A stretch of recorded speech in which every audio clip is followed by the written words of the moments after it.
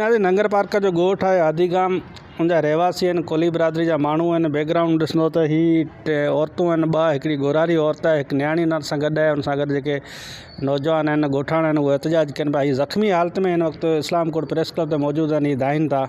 अचो त हिन खां पुछूं न छा था चवनि। सोमजी कोल्ही, भैरो कोल्ही ऐं ॾूडो कोल्ही, पीरो कोल्ही, शंकर कोल्ही असांजे अची मायुनि खे धक घरनि में ढरी अची हयां।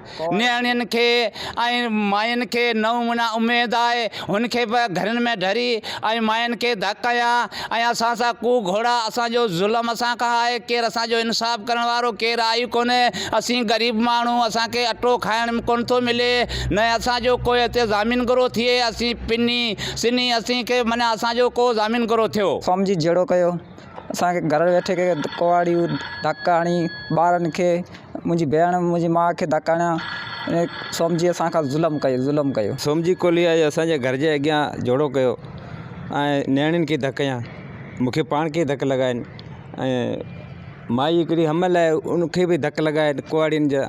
घर ही आवे पड़े, घरों में मारे अलाई कोड़िए जेड़ो करियो, छोकरियन मारे छमन काटियो, टपड़ काटिया, सुड़के भांगे, अलाई जुलम करे। गरीब वारो कोई न छो धकाणियो न्याणियुनि खे। न्याणियुनि सां कुझु असांजो को बि हक़ कोन थो मिले, असांखे को इंसाफ़ कोन मिलियो आहे।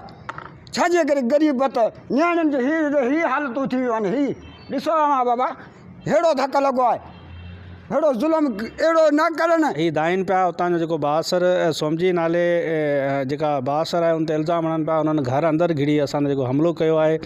नगर पार्कर पुलिस केस न पई दाख़िल करे। ही चवनि पिया त बहितर असां जेका कूड़ो केस दाख़िल कयो वियो आहे। मुतालबो कनि पिया SSP थर पार्कर ऐं IG सिंध खां त नोटिस वरितो वञे ऐं हक़ीक़ी जांच कराए मुलवस जेके माण्हू आहिनि उन्हनि जे ख़िलाफ़ कार्रवाई करे असां सां इंसाफ़ फ़राहम कयो वञे। काज़ी बजीर, अवामी आवाज़ TV न्यूज़, इस्लामकोट। विज़िट कयो अवामी आवाज़ मीडिया ग्रुप जी वेबसाइट awamiawaz.pk।